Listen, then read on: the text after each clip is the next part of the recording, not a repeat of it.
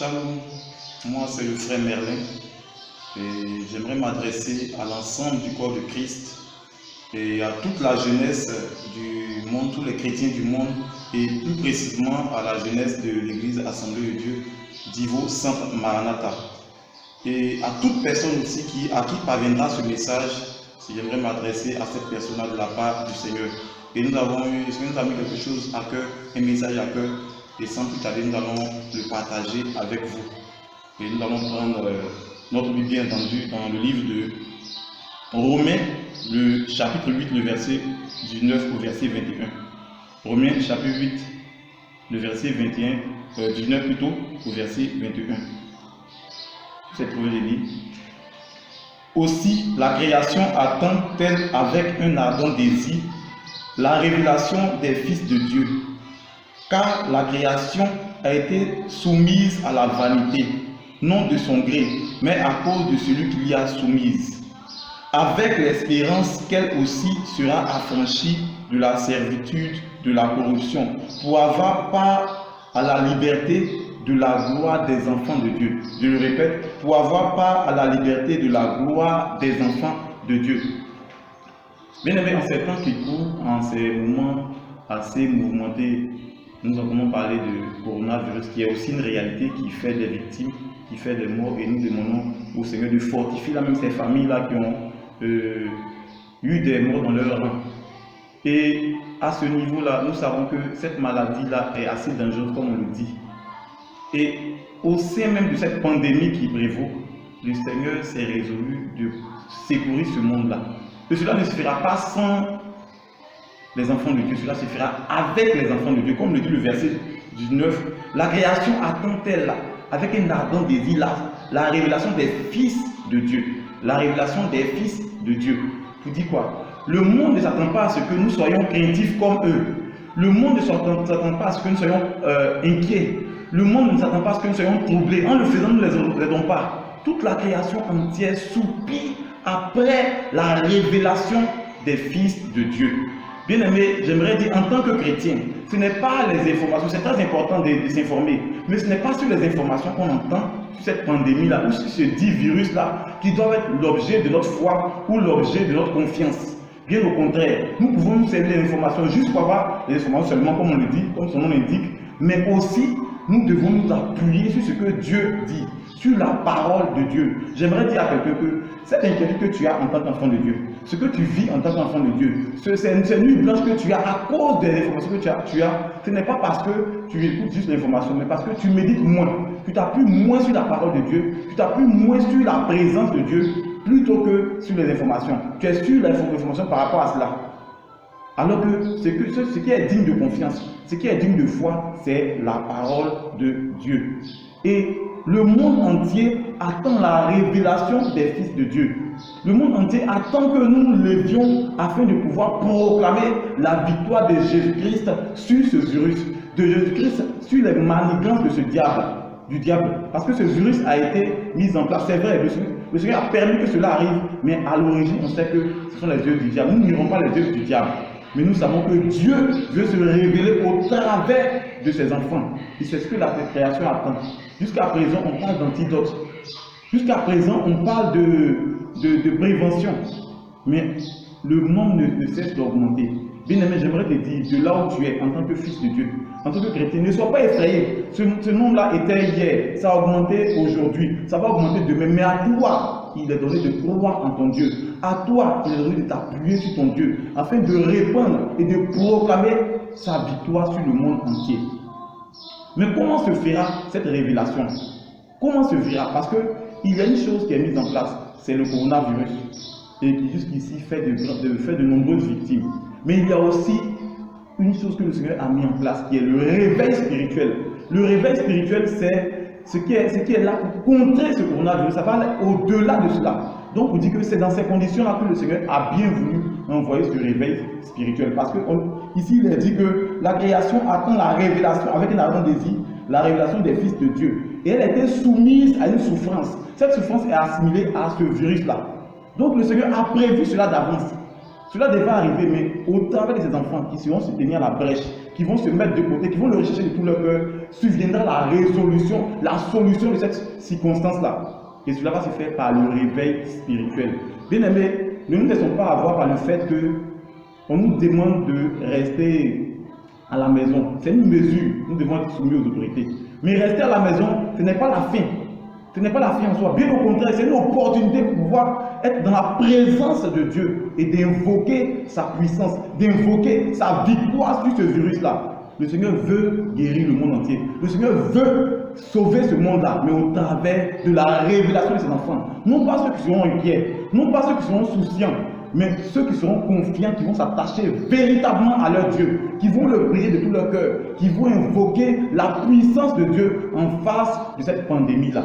Et le réveil est la solution que le Seigneur a trouvée pour pouvoir contrer, pour pouvoir surpasser et supplanter ce virus-là qui a fait plusieurs victimes. Et comment cela va se faire?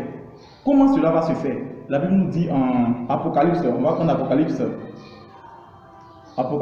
12, le verset 11. Apocalypse 12, le verset 11. Et il est dit ici, ils l'ont vaincu à cause du sang de l'agneau et à cause de la parole de leur témoignage. Ils n'ont pas aimé leur vie jusqu'à craindre la mort. Cela voudrait dire, la victoire est survenue à cause du sang de l'agneau.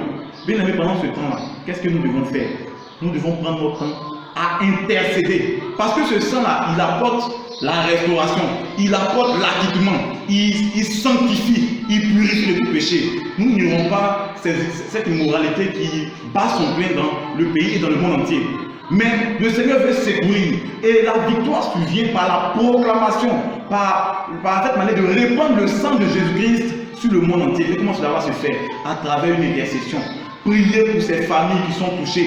Priez pour ces familles qui jusqu'ici sont assoiffées d'une solution, sont assoiffées de l'aide. Et l'aide ne viendra pas d'ailleurs, ça viendra de Jésus. Et au travers de son sang, ils seront mis à part. Au travers de son sang, comme au temps d'Israël, en Égypte, au travers de son sang, ils seront protégés contre toutes sortes de fléaux.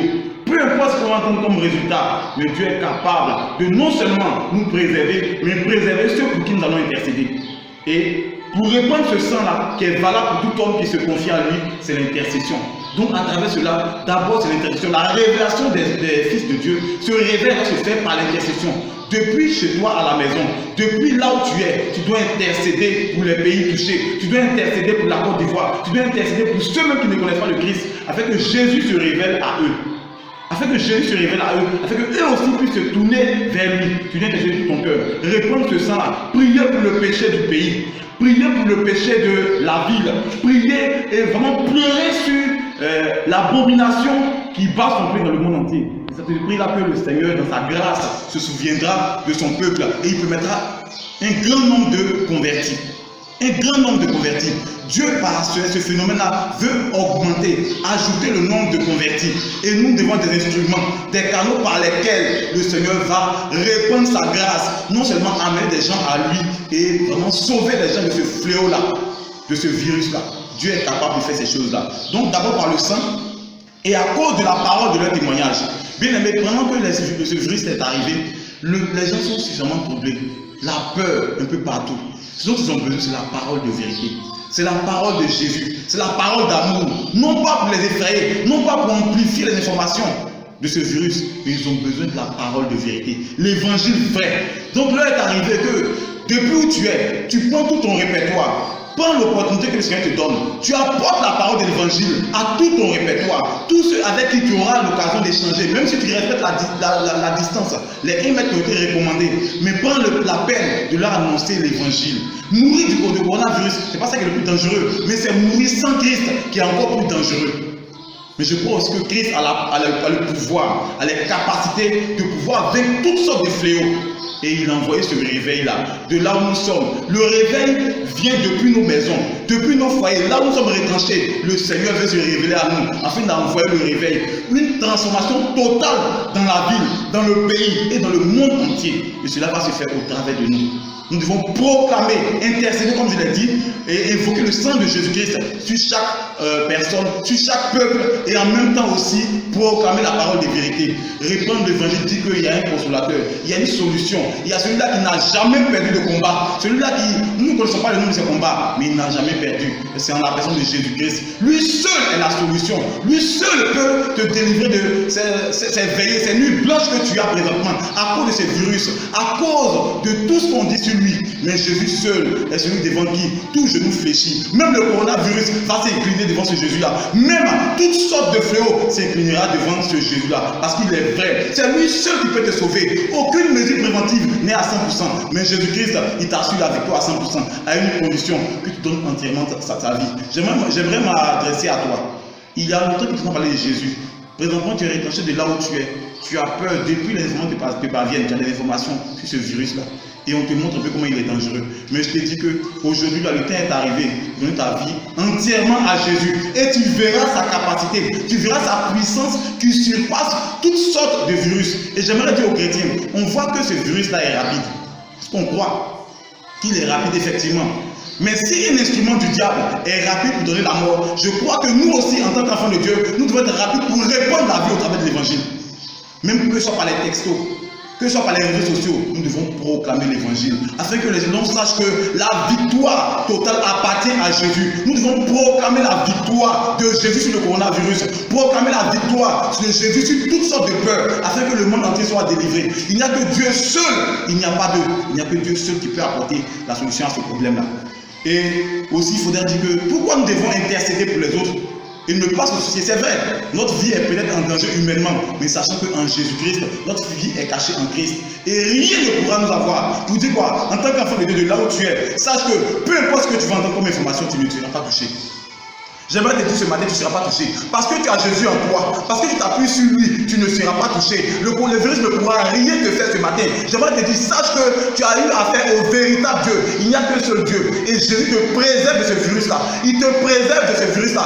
Toi, ta famille, ton entourage. Et prends courage. Appuie-toi sur ta parole. Et commence dès maintenant à fortifier les autres. Commence dès maintenant à envoyer les textos. Auquel soit païen ou pas, converti ou pas, apporte les textos pour leur dire que Jésus-Christ prend soin d'eux. Afin qu'ils puissent savoir que tu es dans le véritable et que tu es protégé, que celui-là qui aura la vie sauve, et celui-là qui répandra la vie autour de toi.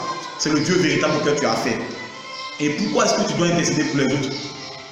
Parce que en Proverbe 11, le verset 27, il est dit: l'âme bienfaisante sera rassasiée, et celui qui arrose sera lui-même arrosé. En priant pour les pays touchés, en priant pour la guérison des malades, en priant pour tout cela, toutes ces familles-là qui sont endeuillées par ce virus-là, en priant pour cela, sache que toi-même, tu bénéficies d'une protection extraordinaire. Parce que la Bible dit, celui qui arrose sera lui-même arrosé.